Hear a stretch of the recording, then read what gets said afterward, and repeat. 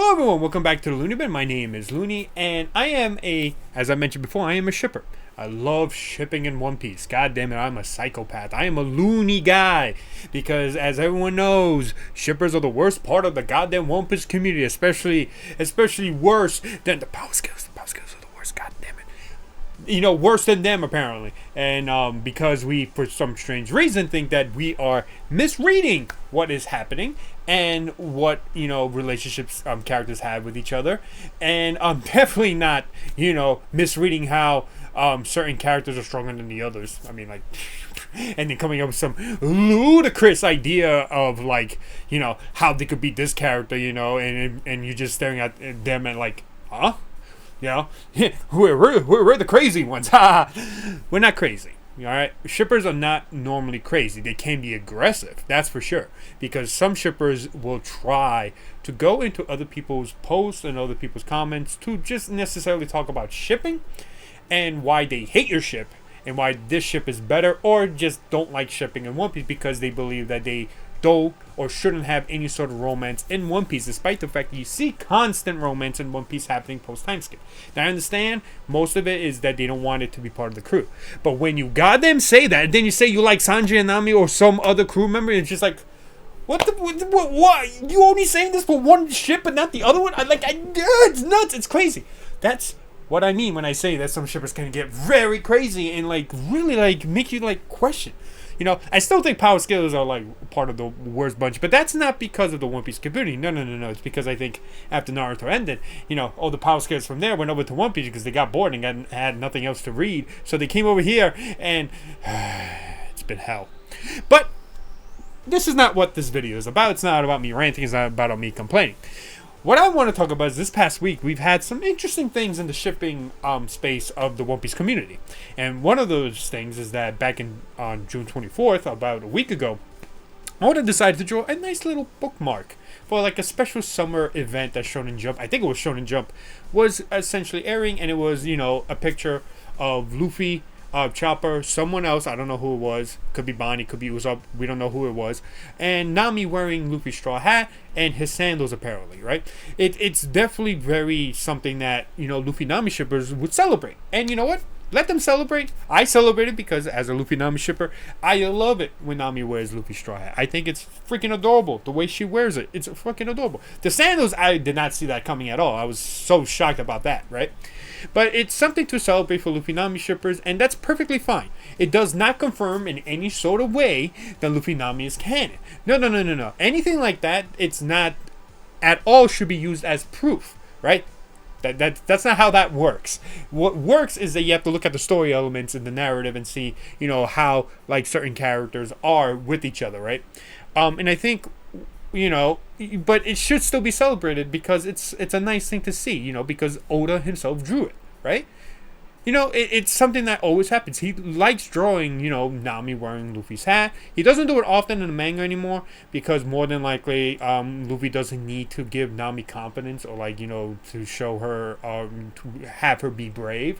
And that's one of the reasons why he would give her in the pre-time skip because, you know, she always felt, you know, a little afraid, you know, lack of confidence. But post-time skip, she doesn't have that. She's actually very confident. He doesn't have the need to do it.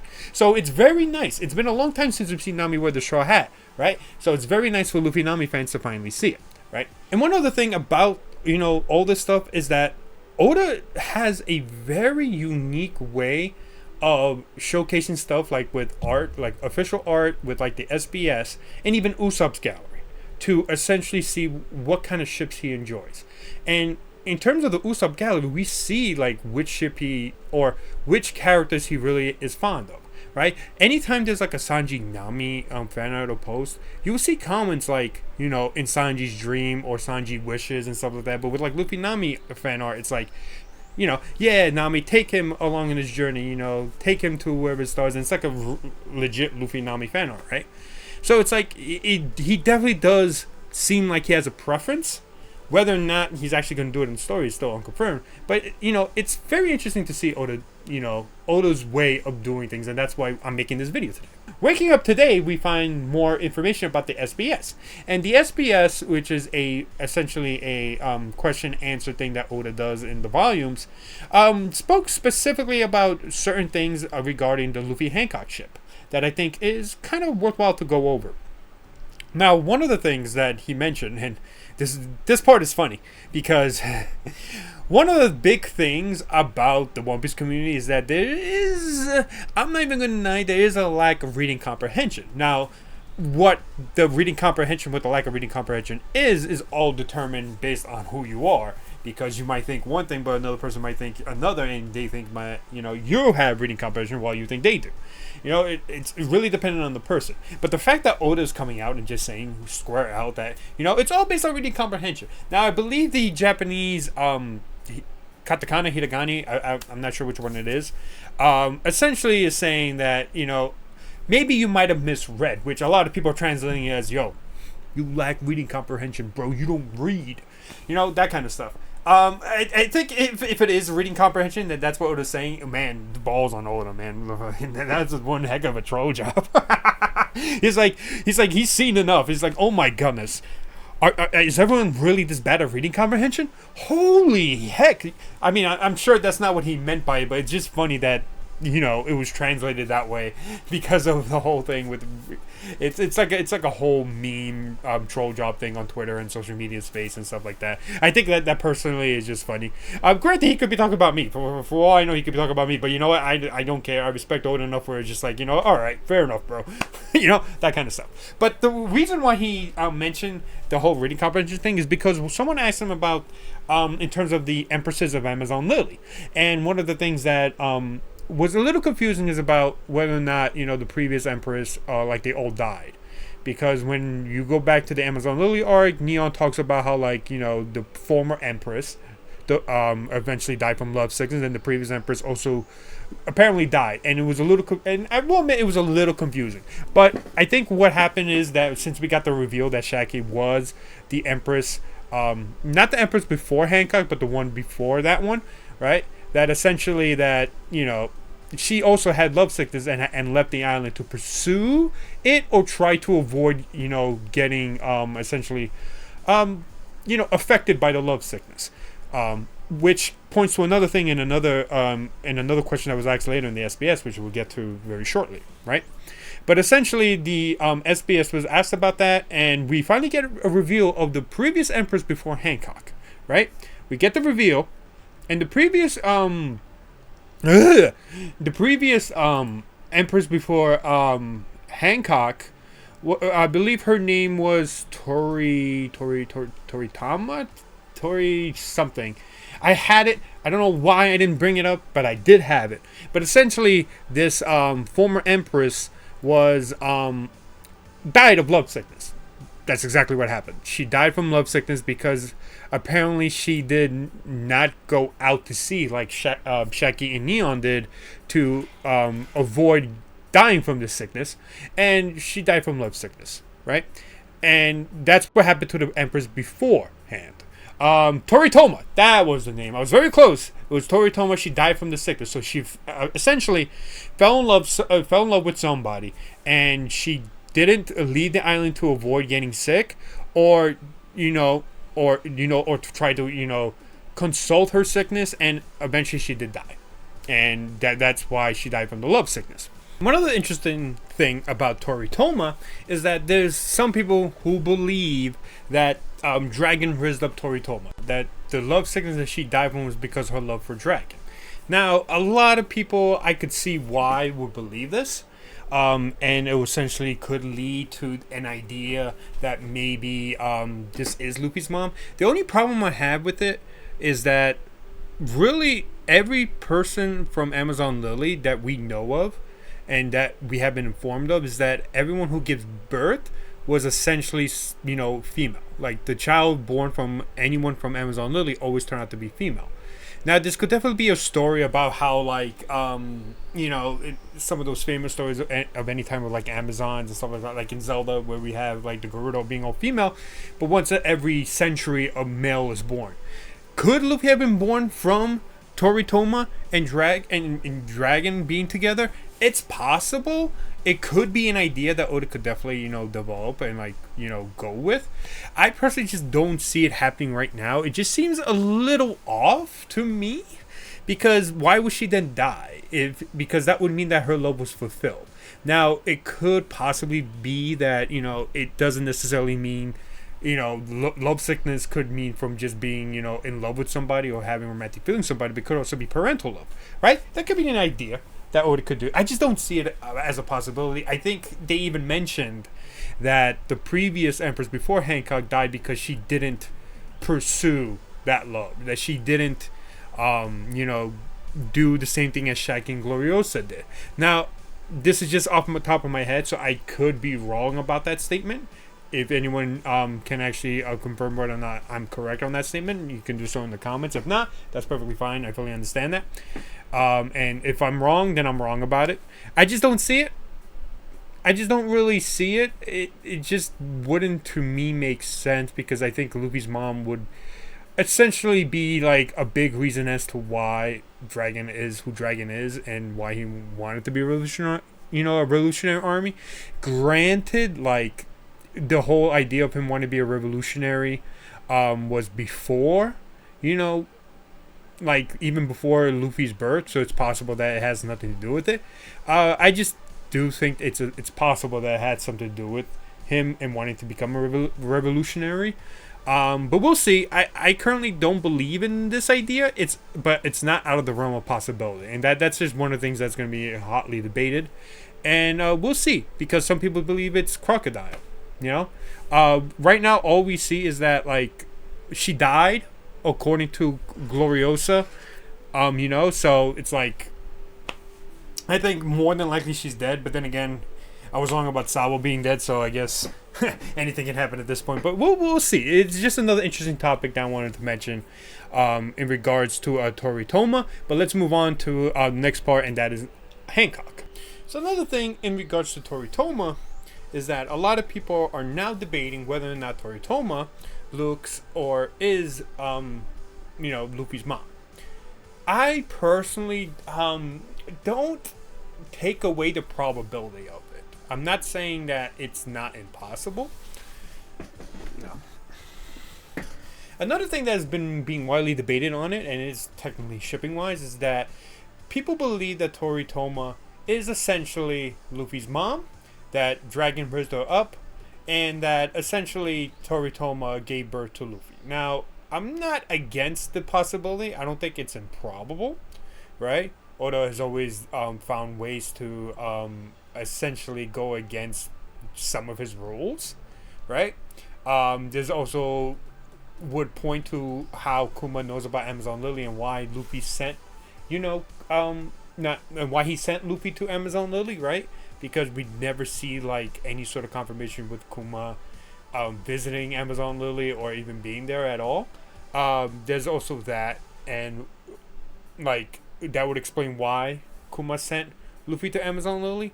The way I view it, like I said, I don't think it's impossible. I think it is a possibility. It's not a 0% possibility, right? As long as it's not zero, right? Anything can happen in One Piece. And to me, there's a few things that conflict against it. One of the things is that any child born from like anyone from Amazon Lily turns out to be female, right? The child born is always female. Now, the line in the manga states that it's anyone born on Amazon Lily, on the island itself, that they do become, essentially a female, right? They're born female. To me, that it's tough, because while it does state specifically on Amazon Lily, why would that change specifically for, let's say, if they gave birth somewhere else, right? Why would that change? Unless there's something very significant about Amazon Lily, the island, and the island itself only allows females to be born if you reside there. I mean, it's very weird. It's a very weird thing for an island to have, essentially. It's not improbable. It's just the other thing that really affects is that she did die from love sickness, meaning that unlike Shaggy and Gloriosa, she did not pursue or leave the island to essentially find out about those feelings. That she stayed on Amazon Lily to, essentially not pursue whoever she did fall in love with, and because of those conflicting emotions, she died.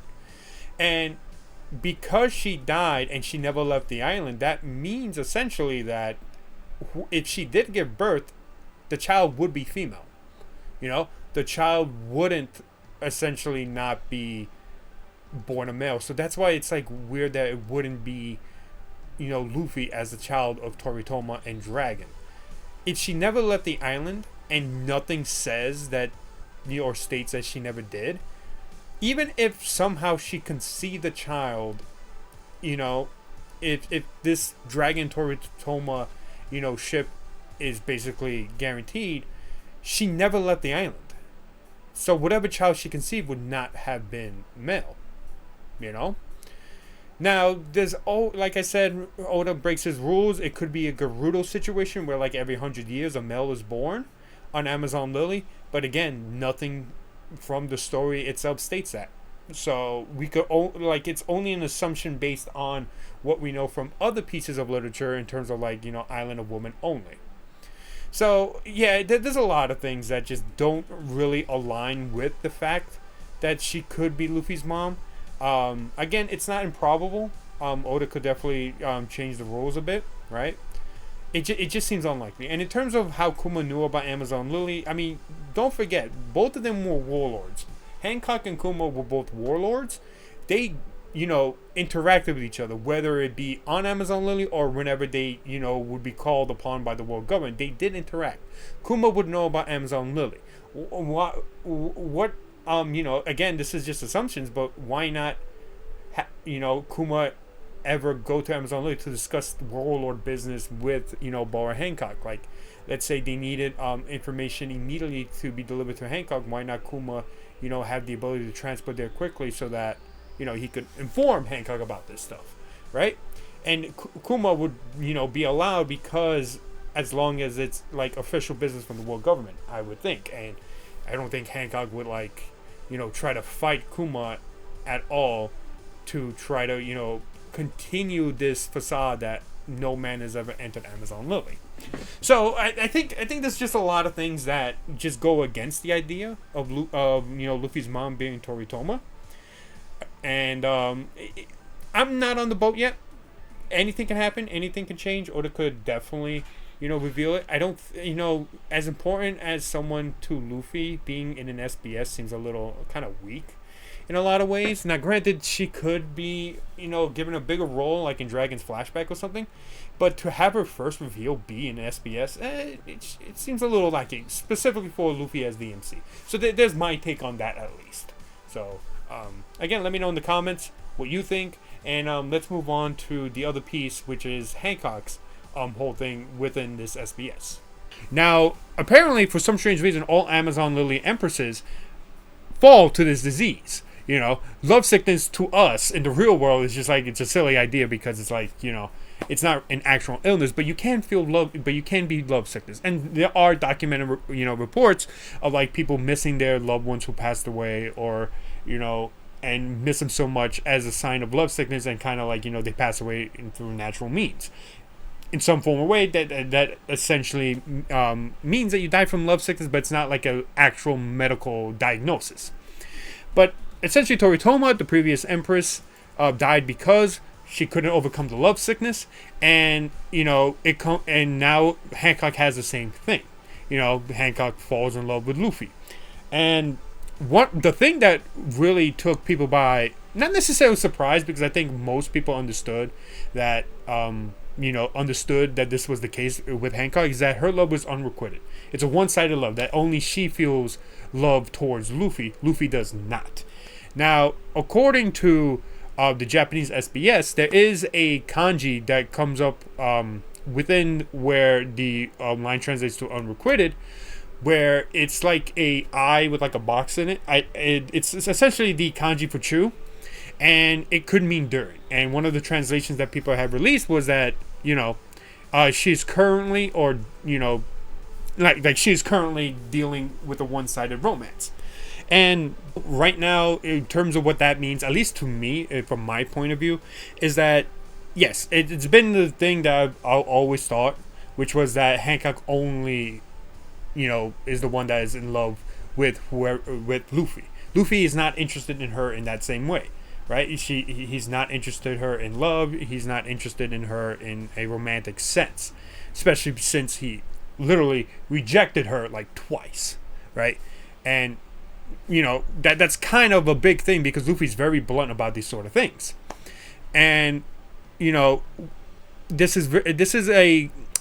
doesn't necessarily at all deconfirm Luffy Hancock ship. It does not. It just essentially gives you an explanation or like a reasoning as to like, does Luffy like Hancock the same way, which Oda states that he does not. Now this could change. Oda has done several things that where the way he writes stories, the way he thinks about stuff could change. Right? We see it happen countless times, and it could definitely mean that he could be setting up in a way, in terms of like the way Luffy Hancock shippers will think about it, is that right now it's only one-sided, but eventually if Hancock leaves Amazon Lily the same way Shaggy and Neon did, and she goes pursue Luffy or hangs out with Luffy, eventually something could happen, and Oda won't kill Hancock by the love sickness, which he doesn't have to. Like, the thing is though, you do not have to make Hancock fall in love or be reciprocated those feelings in order for her to survive. That's not what this means. If Grandma Neon and Shaggy were able to do it, why can't Hancock do it as well? More than likely what happened is that Shaggy and Neon both left, right? They pursued some sort of love interest, right?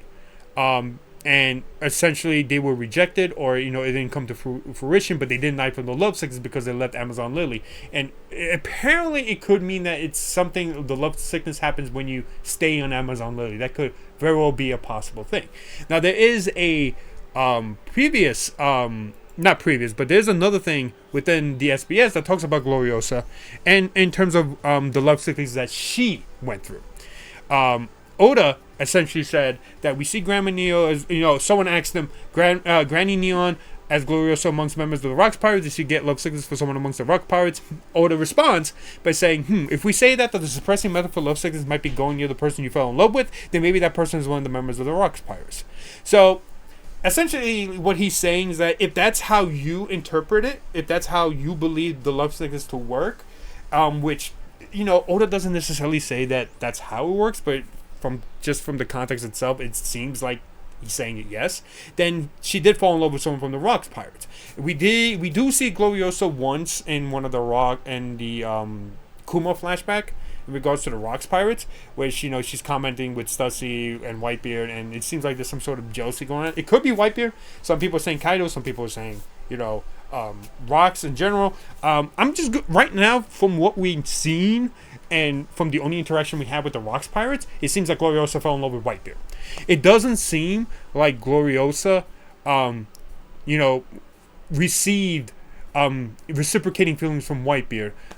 If we're assuming that what's his name from who's claiming to be Whitebeard's son could be a actual Whitebeard's son from Stussy and Whitebeard's relationship. Now that could very well be a possibility, but we don't know anything. Oda hasn't really gotten to that part yet in the story, so we will see eventually down the line if that is the case. And essentially, if that is the case, that Gloriosa did fall in love with Whitebeard, she set off to sea to try to be near and to try to reciprocate, then that means that eventually at the end it didn't happen, right? It didn't happen, and she went back to Amazon Lily and she was perfectly fine.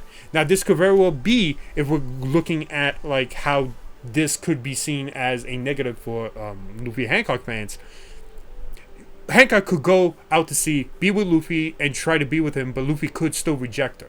Like, Luffy could still not be interested at all, and Hancock at some point will probably have to realize that, okay, maybe Luffy isn't interested, and then she'll go back to Amazon Lily. The important thing is that she needs to see that whether or not he reciprocates her feelings. The moment that he doesn't, and like showcases that he doesn't at all, then Hancock, well, she doesn't have to accept it, but I think it will be enough to where she doesn't die from love sickness, because she might realize that, okay, Luffy's not interested in me. Okay, it makes me sad, but and the love sickness thing is still a little vague in that sense, whether or not it only affects empresses who live on Amazon Lily. But it seems like Gloriosa never got, even I think Gloriosa even mentioned that she got rejected, right? Her love wasn't fulfilled. Shaki on the other hand did get with Rayleigh, so her love did get fulfilled essentially, though we don't know if that's who she actually fell in love with. But if we're gonna assume so, then her love was fulfilled and she was still fine. Which will then essentially kind of go against the idea that Luffy has to fall in love with Hancock or she will die. If it's a scenario, for example, that Hancock tells Luffy this, right, that he has to fall in love or otherwise she'll die, I think that in itself would be kind of shitty writing, because you give Luffy no choice, and one of the things about Luffy is that he has choices. He has the choice to do whatever because he's free. If you write it in a situation where he has no choice, then that's kind of goes against Luffy's character. And yeah, essentially it's still unrequited love. She still doesn't have, she's the only one who still is in love with Luffy. She's the only one from this side of the ship that still has feelings for her. Now, granted, it's at least something compared to Luffy and Nami, who not necessarily you have one side feeling this way, but with romance and relationships, you don't necessarily need that. What makes a good romance, to me personally, and I'm just speaking for myself, is that it starts off at the core as friendship and then can move on. The thing that makes a really good relationship is trust, bond, and essentially being with somebody who knows you better than you do, or just knows you very, very well.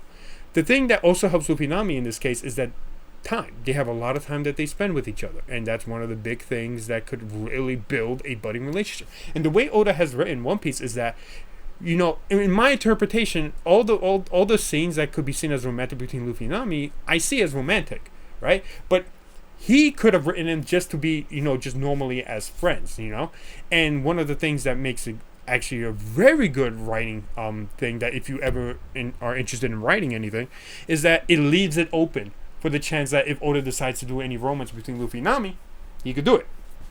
And he could go back to those moments, and guess what? It wouldn't be shocking. It wouldn't be weird. It wouldn't be bad writing, because you have those moments. It's just that the people who didn't interpret them as moments didn't see it as romantic moments. But Oda can still choose to do so. And he can also choose not to. Like, I personally believe, there won't be any ship confirmed at the end. It will all be left open for everyone's interpretation, however you want to take it. But essentially, yes. I like I said, I am a Luffy Nami shipper, so I may come off as a little biased to those who ship Luffy Hancock, and I understand that fully. Like, I understand why you would think that. But I think I'm a little more level-headed than most shippers who try to at least understand why other people ship what they do. Because at the end of the day, shipping is fun. I like to analyze ships and see why people like it. I have my own preferences. My preferences don't always win, right? And, just celebrate your ship. That's the main thing. And what this SBS essentially gave us is that Hancock has unrequited love, which essentially means that Luffy does not feel the same way as Hancock does. That could change. It doesn't deconfirm Luffy Hancock at all.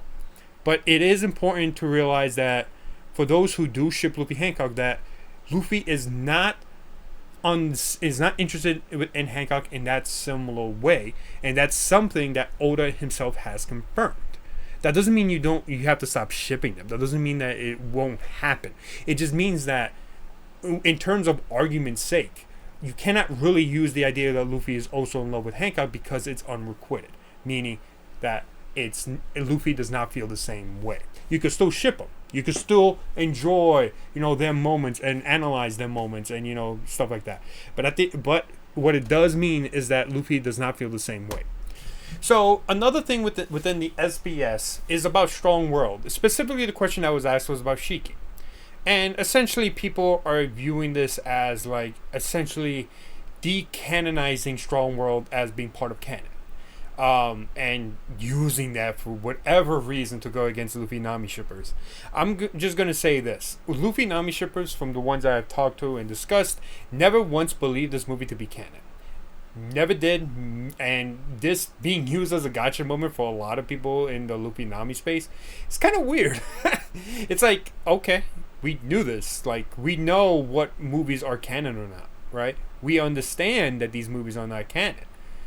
We understand that certain parts of the movie are canon, such as Shiki being a character, Uta being a character in legit canon. We understand that. We never once argued that. We never once argued with anybody about it, being canon or not. We don't believe it was canon. What we do know about Strong World, which even Oda confirmed, was that he wrote it.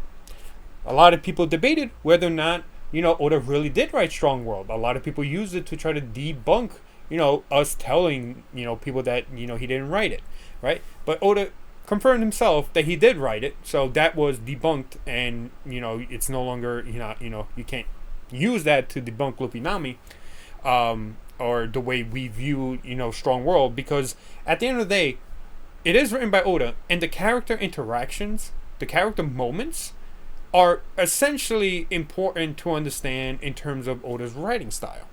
Because the moments that you see, while not canon, like the events are not canon, it falls in line to essentially what Oda views the characters. How Oda views, the relationship between Luffy and Nami, and not necessarily confirming the relationship, or confirming, there's something more to Luffy and Nami.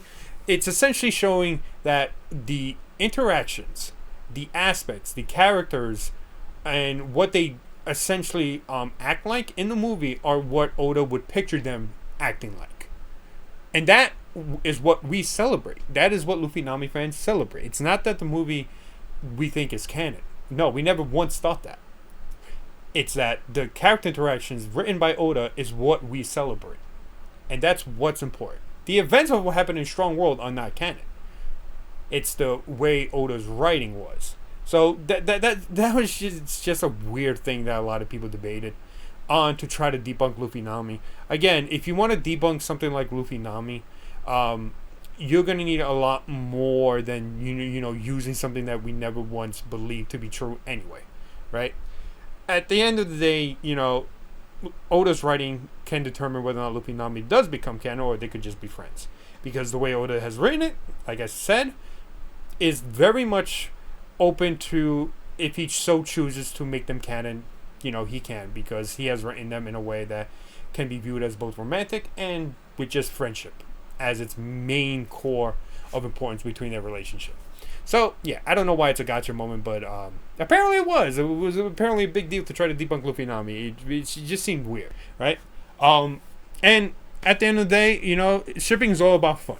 Have fun. Celebrate your moments. Celebrate, with other people who share the same ship as you. What I don't agree with in terms of shipping is going to other people's posts, fan art, all that stuff, and people celebrating their ship and going and being an asshole about it, being a dick. You could mute, you could ignore it. I ignore every single post I see that doesn't correlate with my ship. Sometimes I do, but that's only to see like how people are thinking about certain stuff, right? Because I like to analyze shipping moments in One Piece very much. But at the end of the day, it's like, don't be a dick to others. That's all people ask for in terms of shipping. That's all people ask for. Don't bother people. If someone actually does bother you, you have a right to clap back, right? But understand that people still use that to essentially paint you out to be the villain as well as your other fellow shippers.